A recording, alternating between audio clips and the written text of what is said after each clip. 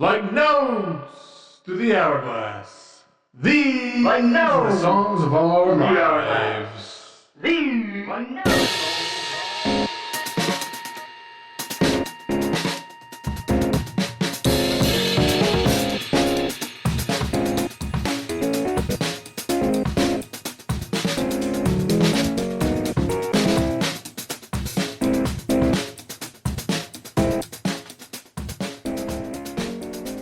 Hello and welcome to the latest episode of Songs of Our Lives. I'm Brad Rose.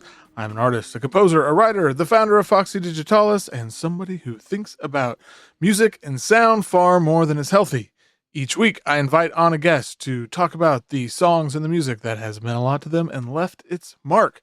Previous guests include Jeff Parker, Leia, Alan Licht, Jason Woodbury, Tomine, Sarah Hennies, Claire Rousset, so many more. This week, I am so excited to have YATTA on the show.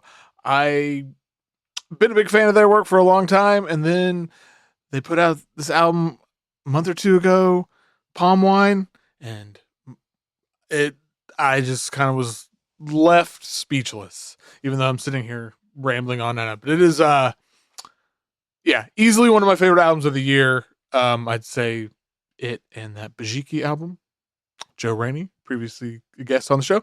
Anyway, those two are probably the two I have just listened to the most, even though the YATTA album just came out. You know, I've only had it a couple months. I've listened to it a million freaking times. It is incredible. So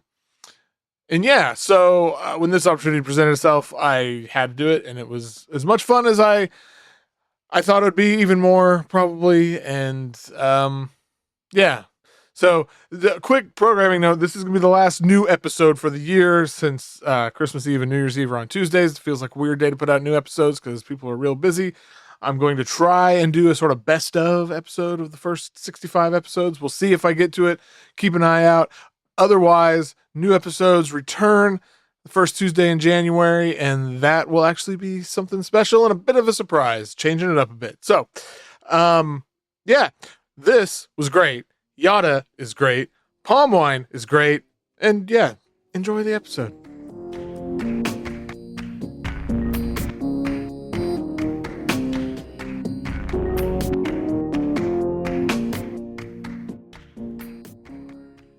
My guest today is a vocalist, a producer, a composer, a poet, other things as well. It's YATTA. Woo! Welcome to the show.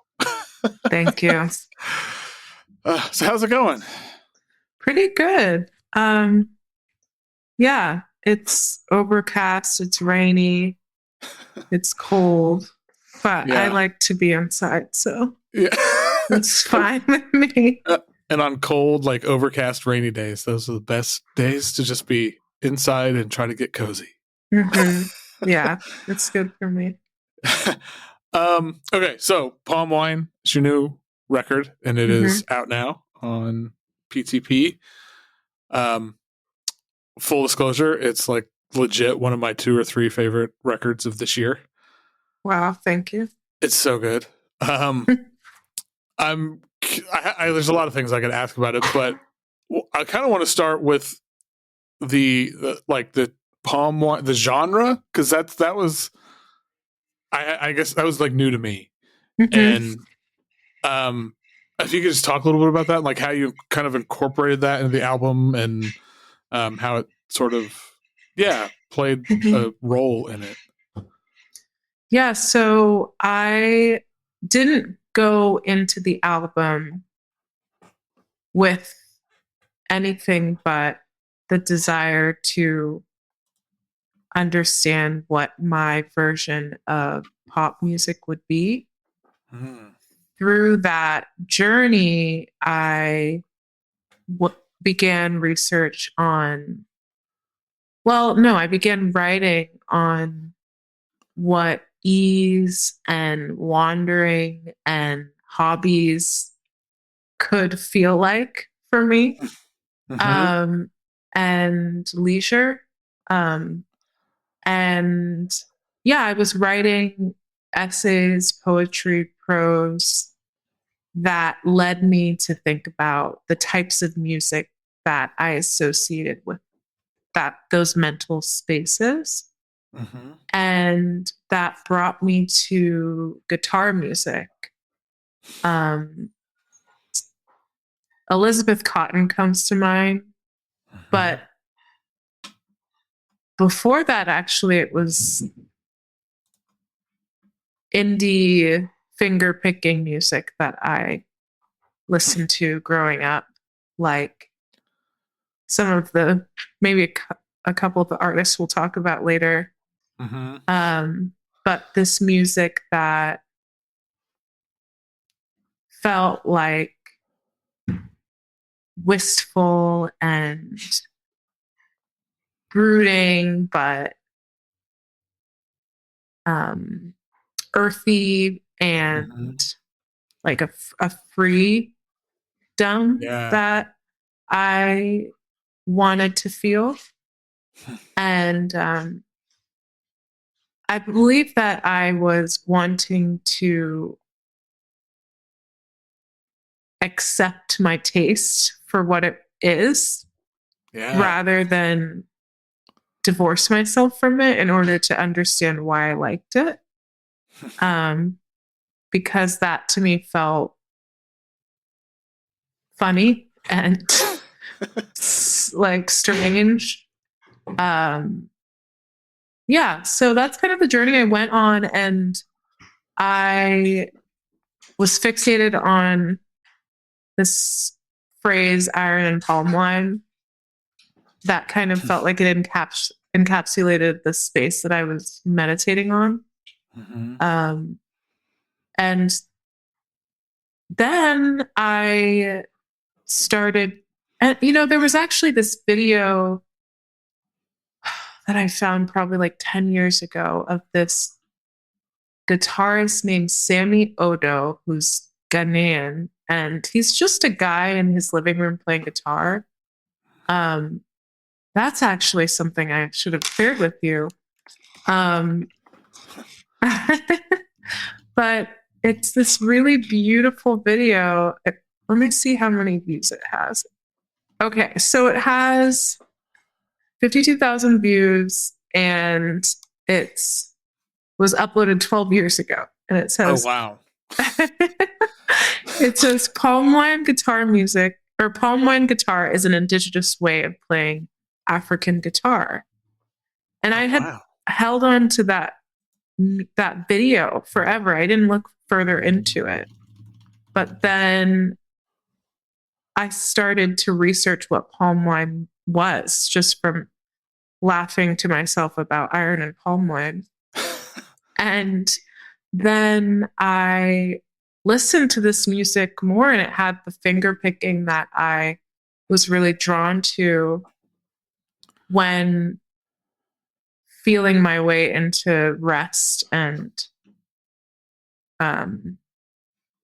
ease. And so I was speaking to my family about this type of music, and my mom, I found S.E. Rogie, and I found this video of him playing I Wish I Were a Cowboy. And I was really drawn to that video because in like 2017, I released this single, Cowboys Are Black and Techno Is Too. So this is like pre-Little Nas X noise screaming in like, some DIY space here. Mm-hmm. And so when I saw the cowboy thing, I was like, oh my God, yeah, me too.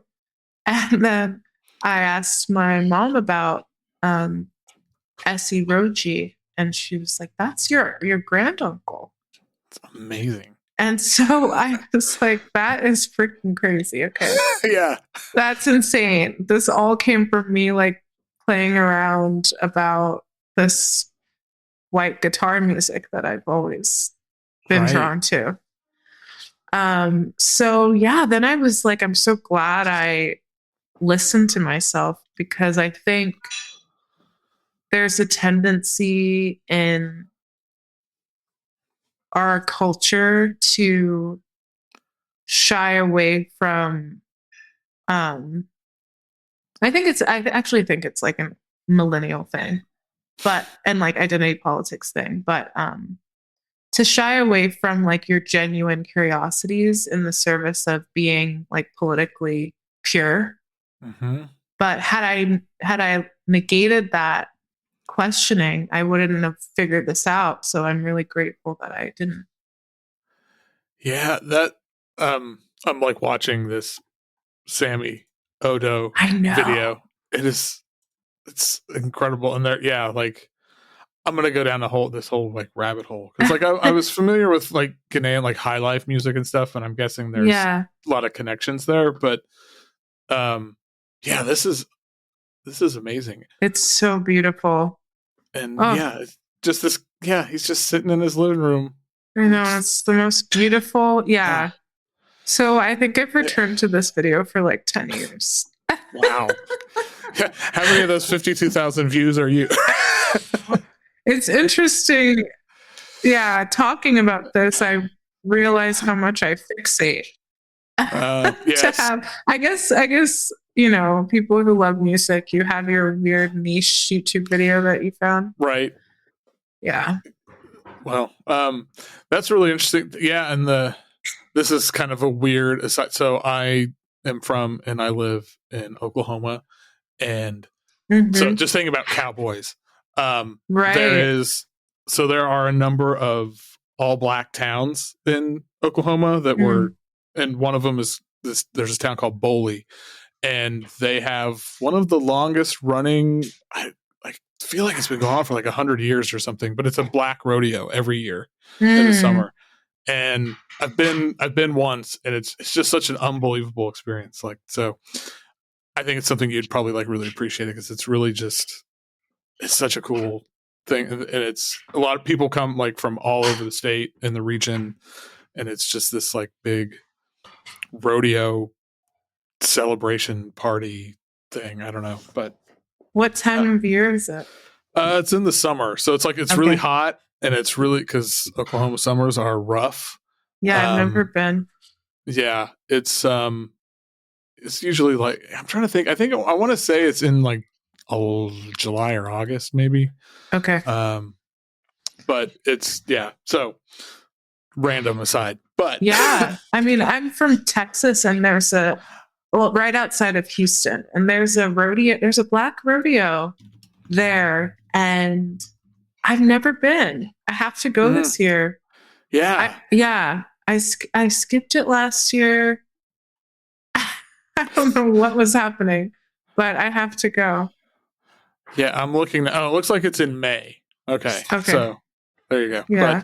But May 24th, 2025. That's when the Boley Rodeo is. May 24th. 2025. Yeah. Okay, cool. Oh man, that's the day after my birthday. So I guess that's going to be like but they have like, it's like a whole day thing. There's like a car show, and there's like a parade, and it's so cool. Yeah, that's amazing. But yeah, I already know that like after I get done with this, I'm going to just explore palm wine guitar music for the rest of the afternoon. Yeah, if you find anything that you love, send my way. Okay, I will. Can you? I'm curious too. Like, so you recorded this record kind of all over the place, right? Like in like L.A., you were in some in Houston. You said, I think.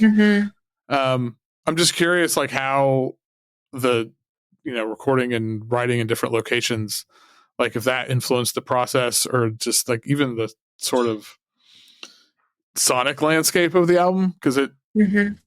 Yeah. Great question. I think the moving made it harder. It definitely did. Made it harder to understand, because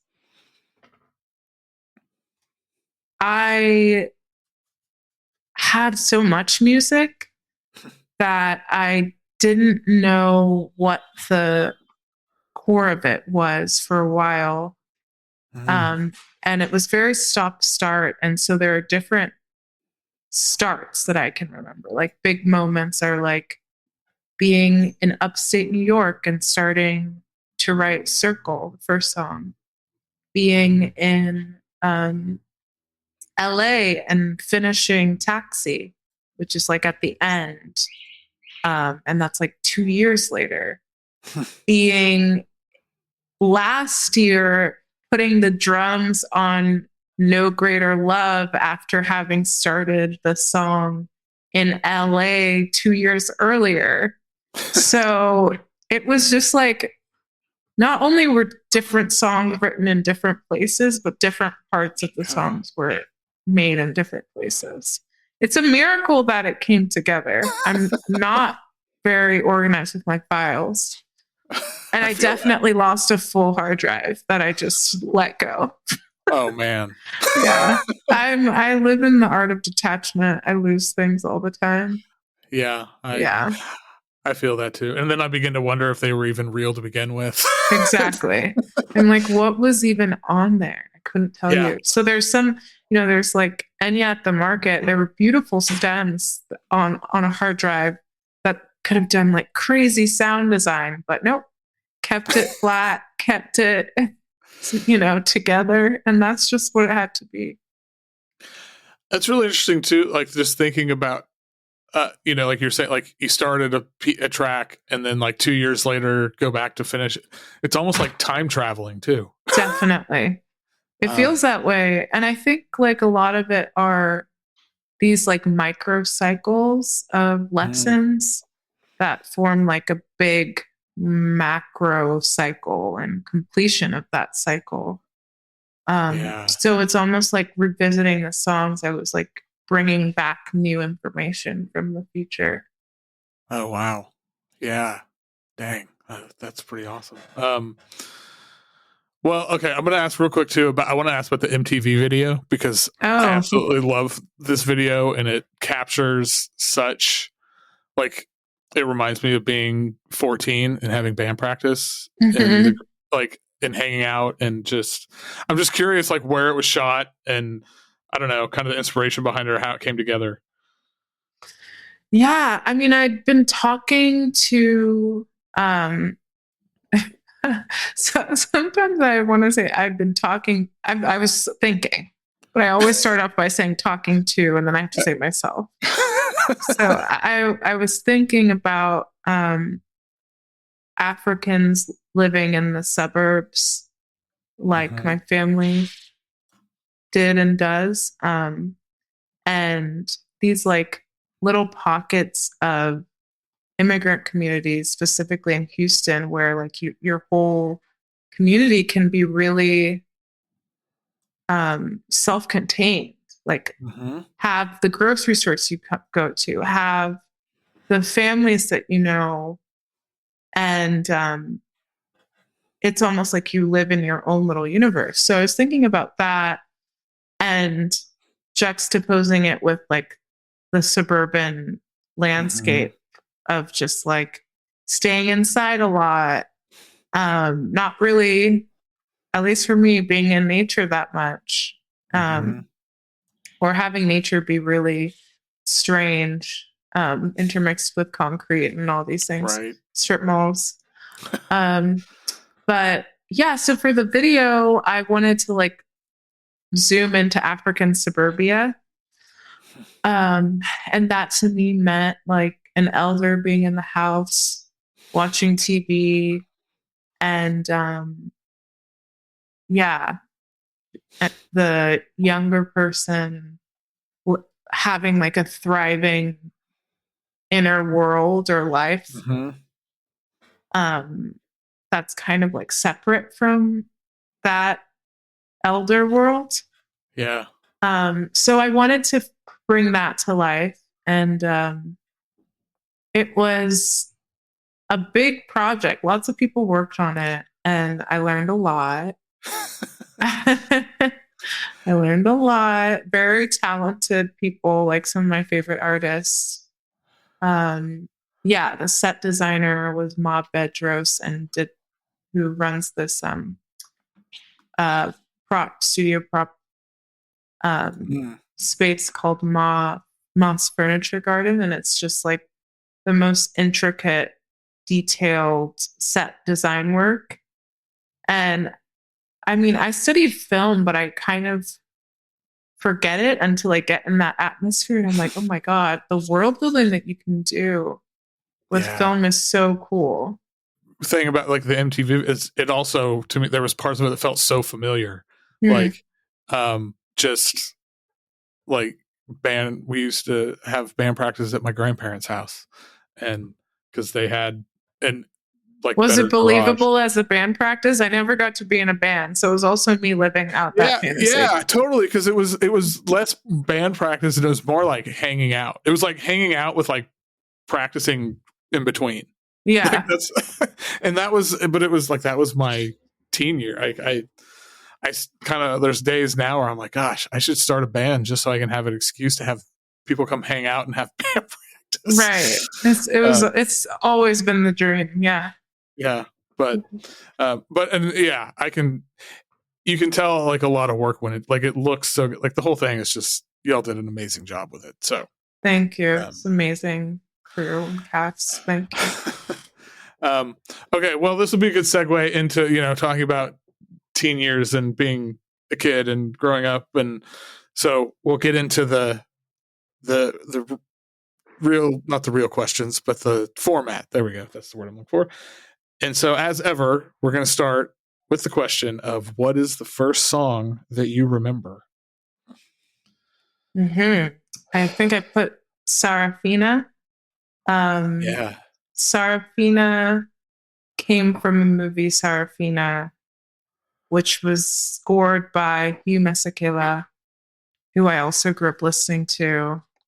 Yeah, that's the first song I remember. And I had like we had a VHS set up, and there were a few tapes, and that movie musical was one of them. So I just watched it over and over again. I feel like I've seen the musical a number of times, but I can't remember the last time I had seen it. But yeah, this song, it just kind of felt like pure sunshine or something. 100%. It's like so joyous in a way that I don't even resonate with at this moment, but seems really amazing to feel. I know. Yeah, I mean, yeah, it's the sunniest music, and it's about really heavy, painful time, but yeah. Well, so yeah, speaking of not feeling particularly sunny, what is a song that will make you cry? So I'm going to try and, okay, so I was thinking like music hasn't necessarily made me cry in a while. But I did see the Sufjan Stevens musical, Illinois. And so I started re-listening to him, and his song Casimir Pulaski Day. Casimir Pulaski Day. That song has made me at least feel the welling that happens. Yeah. Yeah. I haven't listened, like most of the times I've listened to Sufjan in the last couple of years has been when he comes up on this show. Does he come up a lot? I think this is like the third or fourth time, so not a ton, and it's usually, I feel like every time it's maybe been this question. No way. Okay. I have another one actually, but yes. Yeah. Because I feel like a lot of his stuff does have, like, he has this way of sort of capturing these very specific like feelings, but in a way that are relatable. I don't know. There's something and like, and then musically and like melodically, it just kind of heightens whatever the lyrical content is. Like, he's really good at. He's really, so good. Yeah. Yeah. I think seeing the musical just made me realize just how genius the music is. Because I listened to it at a time where I wasn't thinking about what it's like to make music, but now listening back, I'm like, damn, this is intricate stuff. Yeah. I want to see if I can make sure I say it correctly. Casimir Pulaski Day. That seems right. Yeah. Okay. Did you say you thought of another song too? Yeah, because we were talking about the Iron and Wine Uh, thing. mm, His cover of Such Great Heights by oh, the Postal Service, that one hits. yeah. Um, then what? I'm like, does a present music make me cry? Not so much. Yeah, yeah. It's a hard. I mean, I often kind of it's like if, like you said, it doesn't necessarily make you cry, but you kind of feel that way. Yeah. And I'm like, gosh, I hope I'm not an artist that gets stuck in nostalgia. I keep hearing about that actually. And I think Mm. this project really was like a transmutation of inner child um, questionings or something. So, my goal is that hopefully next project will be a look forward. Just anyway. That that sounds that'll be really interesting. I'm excited to see what that will be down the road someday. Okay, well, what's a song that'll put you in a better mood or uplift your So I spirit? put controversial Kanye West every hour. Sometimes, like when I'm low, I will just hear the first line of that song sung with the choir in my head. And I'm like, oh, okay, that'll help. Yeah, So good. This whole there's album. yeah. I mean, there's yeah. Like I don't, that's a whole conversation. Like It sure is. but like, I mean, I still like for me, I think like 808s and Heartbreak is like one of the top 10 albums of the last 30 years or something. And Do people ever say Kanye on this show? Just wondering. Oh no, I'm trying to remember if I feel like Kanye has made. I can't remember if Kanye's come up now that we talk about this. I feel like we've had conversations about like when I don't know whenever you get into separating the art from the artist and all those kind of things, and it's like. Yeah, I mean, and Kanye, and then obviously, like everybody has their line. Everybody has, and I'm not going to tell people what to do, but like, this is like legitimately great. It's just an amazing song, and it's less than 2 minutes long. It's just like a punch of like levity and Did you like growing up or anything? Like, do you have a lot like experience like going like with church choirs and it all? Yeah, I mean, not church choir. Church was pretty stiff. Yeah, but definitely church every Sunday. Yeah, same. And it was, and it was very. The music was kind of dreadful. Yeah, it wasn't amazing. No, unfortunately. Like when I hear things like this, and it's just like, that, like this, like I don't know that I've ever had what I would consider a religious experience, but like I don't know, this feels like a religious experience, like what I imagine a religious experience, like some kind of supernatural connection with something. It's like this is it in sonic form. Yeah, the harmonies and all the arrangement is just insane. Yeah. No, I love this bit. I was really excited when I saw this on here, and I was like, oh, good. Now the excuse I hadn't listened to it in a minute, and I was like, it's a good excuse to just, like you said, it's like a less than 2 minutes long. Just put it on repeat for like 20 minutes, and yeah, you're good. Yeah. All right. Well, everybody's favorite question: what is objectively the best song of all time? Yeah, that was crazy. I said I think My Love Is Your Love by Whitney Houston. Love it. And I was listening to it and I was feeling like, okay, why this song? And I mean, well, I think, I don't know if I'm supposed to talk like you gave me the questions or no. Yeah. Okay. So, I'm not shy about this. This stuff's too hard to come up with off the top of your head. Okay, cool. So I think when you said if an alien showed up and you wanted to show them the height of sonic achievement, what would it be? So, okay, I chose the song. I was like, why? I mean, Mhm. okay, she's talking about love. She's also bringing in like a little bit of commentary about the world, Mhm. and she's has the best voice ever. And she's Whitney Houston. And yeah, and she's Whitney Houston. So yeah, it would be like Alien. This is what's going Yeah. on. 1, best voice. 2, love. 3, world commentary. 4, there's a great sample of her daughter. Mhm. So I would tell the alien about sampling.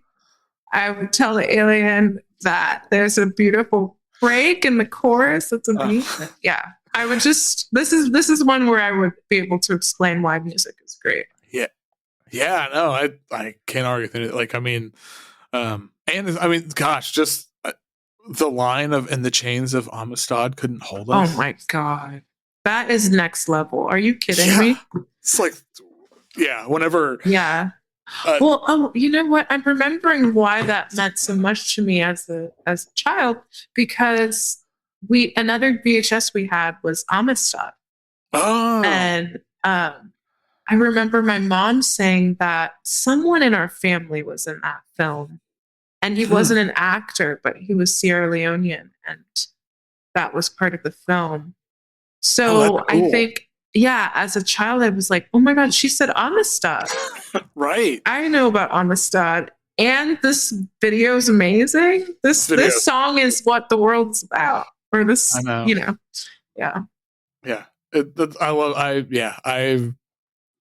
Whitney, and it's fucking Whitney Houston. Yeah, like you said, she's like the greatest singer to ever walk the face of the earth, if you ask me. So, aliens this is what they should be sending out into space. Like, just if you want 100%. aliens to come visit us, just send Whitney out into space. Like, I mean, not her, but yeah. Anyway, okay. Well, these next few questions, I don't know if you have answers for them, but we're gonna go through and we're gonna see what happens. So, what's a song you used to love but now not so much? Well, I was on my way to a show with friends leaving a show and driving the car. And somehow Nora Jones came up, and I loved her when I was younger. And so I put on her rendition of Cold Cold Heart by Hank Williams. And I saw the power of my mind, because in my head, she sang it as a country song. But when we put it on, it was like this bossa nova song. I was like, oh my God, this is not where I wanted to take us. Stick to the original. My bad. Yeah, that's really funny. Yeah. So I think that fell a little flat. Yeah. But she's got an amazing voice. Yeah. I mean, she can, but yeah, I don't want to hear that as bossa nova. No. I didn't even know it was until that moment. Yeah. I'm just imagining, like, leaving a show late at night and like going for a certain mood, and then and I was trying to show someone the power of Nora, but it didn't work so well. Well, okay. What's a song that people don't like? People hate it. I don't know. It's criticized. You don't care though. You love it. Let's see.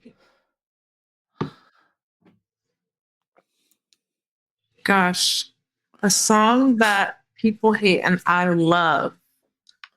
Oh, all the things that are coming up are too problematic. I already said Kanye. I can't do it. I mean, I guess we could just double count every hour. Yeah. I mean, the first thing that came, I mean, this is sad. The first thing that came up is that song Sandstorm. By who is that even by? I don't know. I'm looking it up because I don't know if I know. When you hear it, you'll know. Oh, okay. Are you listening to it? I am working on it here. Let's see. Okay.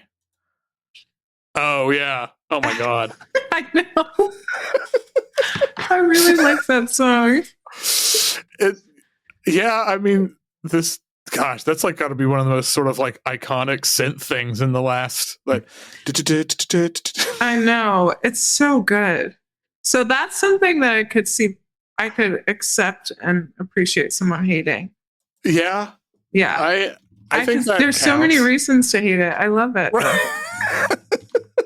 No, this is like the perfect answer for this because I imagine a lot of people would just cringe as soon as this came on, but I mean it's honestly this is a pretty powerful rips. answer. Yeah. Like, the other one I was gonna say was let's just stay here. Let's stick with this. Okay. I love it. All right, well, what's the most romantic song? I Only Have Eyes for You, the Flamingos. Yeah. Do you think of yourself as a romantic? Yes. A gate-kept romantic. Yeah.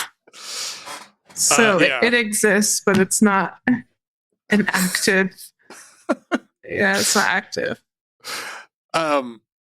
This song it's so like dreamy. And it's so beautiful. Oh my god, the background vocals like that, the choir or whatever it is. Oh my gosh, it's just it's perfect. This is like the opposite of Sandstorm.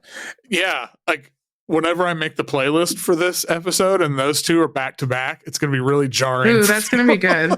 I know, I love it. And it's really interesting. This song, I think you're the third or fourth person that picked this song for this question, which I feel like if there was like, what is it objectively the most romantic song? Yeah.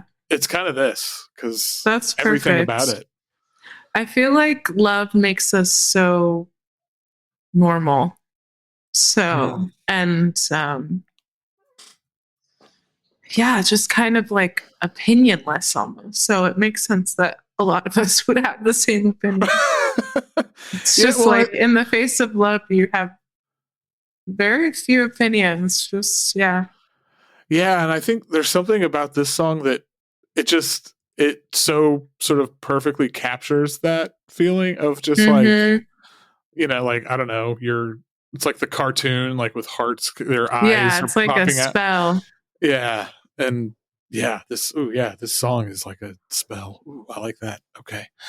Okay, well, what's a song that changed your perspective on an artist, either for better or worse?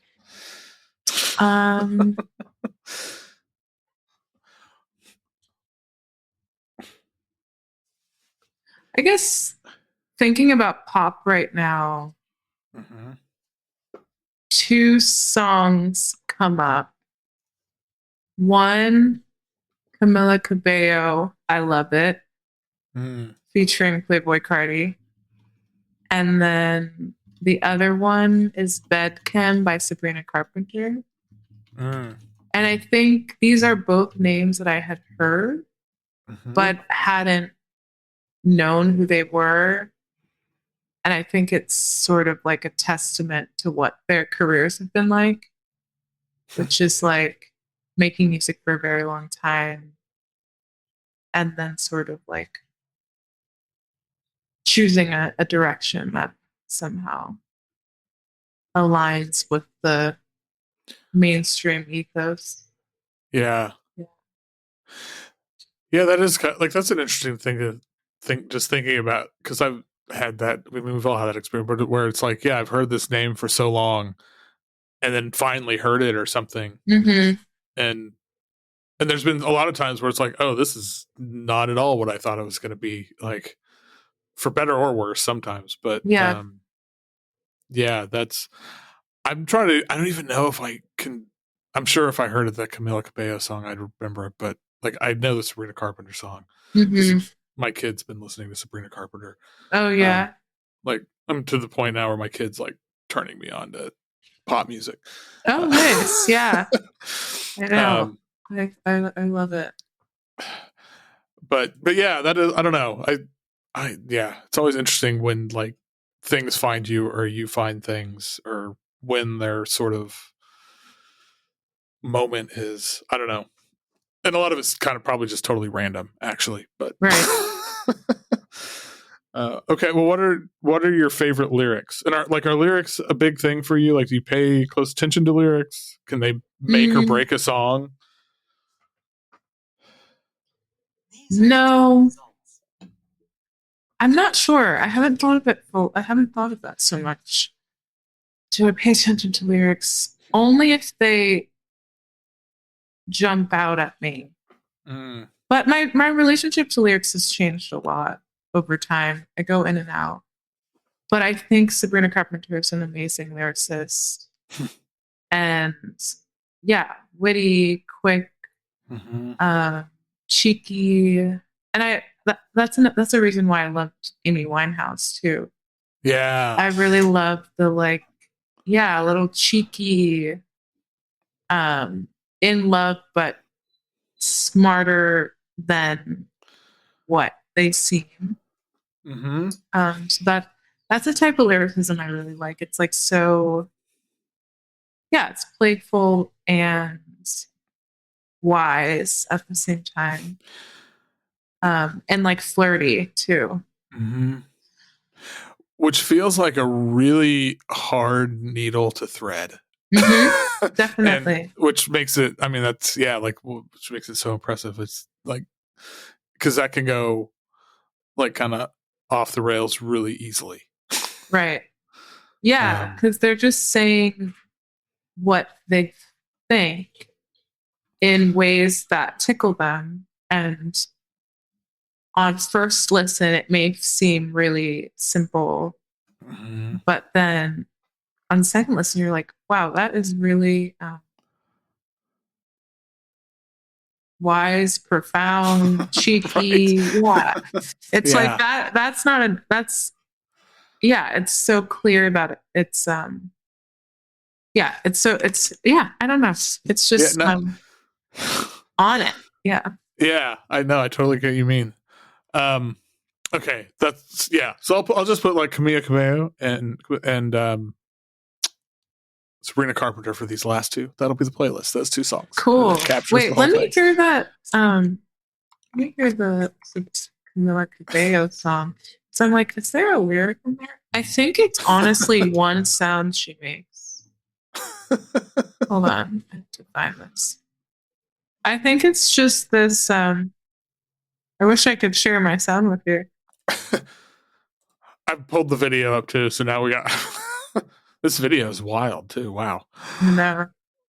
This is great. Okay, I have heard this song, yeah. Yeah, okay. Cool. Oh yeah, this song, yeah. I think it's like, just her delivery and also the way that Playboy Carti comes in. And it's just, honestly, the song is mostly just vibes. It's not saying, I mean, I don't know.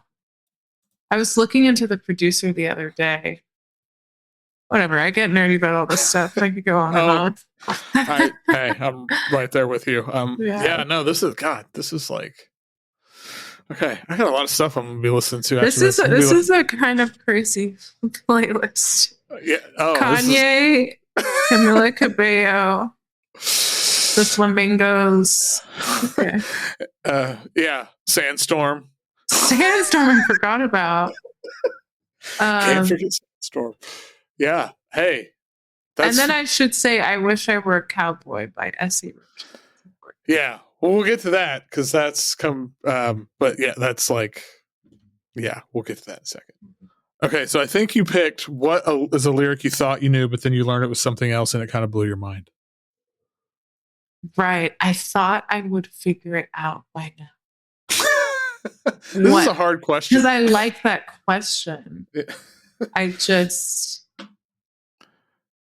can't. I thought I would. Yeah. Fair enough. Okay, well, actually, when I saw that question, I sent the song by Rogie to my mom to okay. Oh, she just texted me back to translate this. It's a song by Lovely Elizabeth.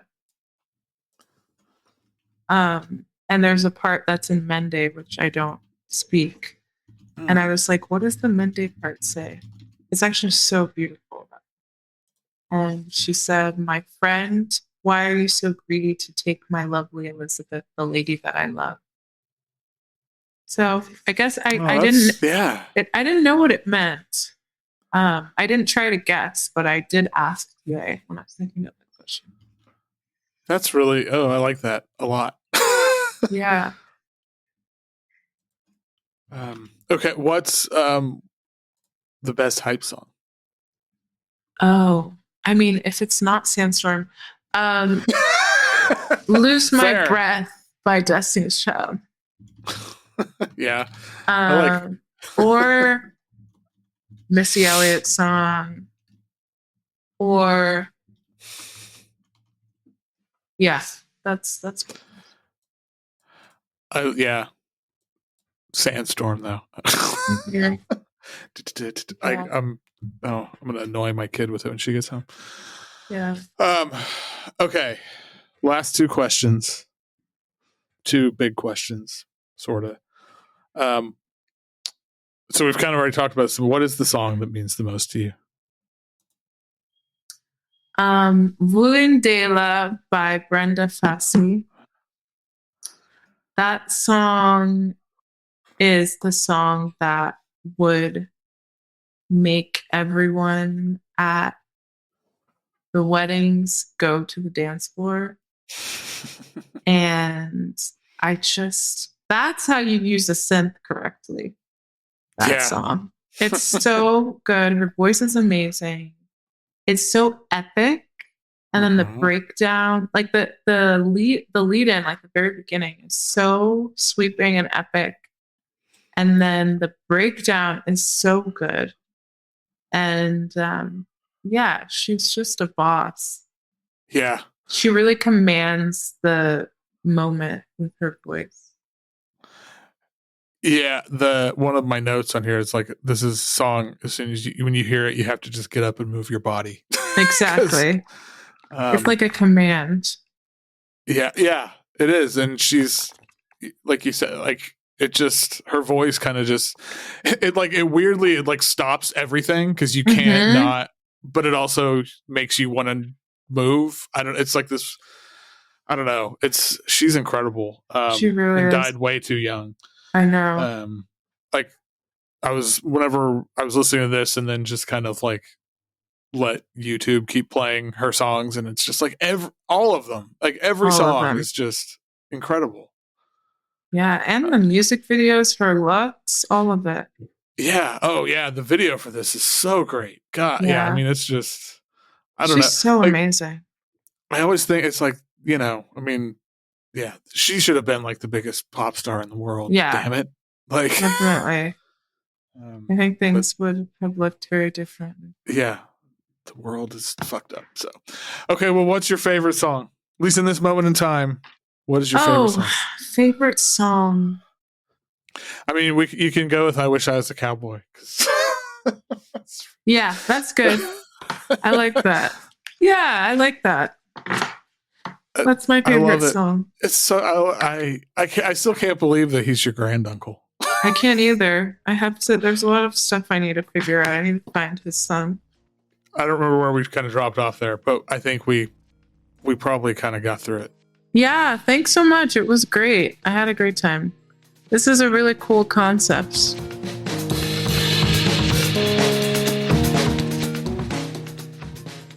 Once again, a million thanks to YATTA. We had a bunch of technical difficulties throughout. A couple different things happened, but we got through it. It's kind of, if the ending is a little odd and abrupt, that's why. But hey, we got through the whole thing, and maybe you didn't get to exchange as many pleasantries as I would hope. But hey, what can you do? Go check out Palm Wine. It's out on PCP right now, which one of the best labels on the planet, just in case you were wondering. put out 3 things at the end of the year, and all of them are unbelievably good. So, yeah, Palm Wine out now. Pick it up. Listen to Yatta's playlist, link in the show notes. If you enjoy the show, please leave a review and a rating wherever you listen to podcasts, because that helps with all the algorithmic bullshit. And you can always join the Patreon, patreon.com/Foxy Digitalis for as little as $3 a month. You can get these episodes early. They're unedited, the unabridged versions. There's a whole extra section and yeah, some other stuff. And it's just a lot of fun. And that ongoing support really helps the cause. So thank you to everybody who signed up. That's it. Until next time, keep on listening to whatever the hell you want.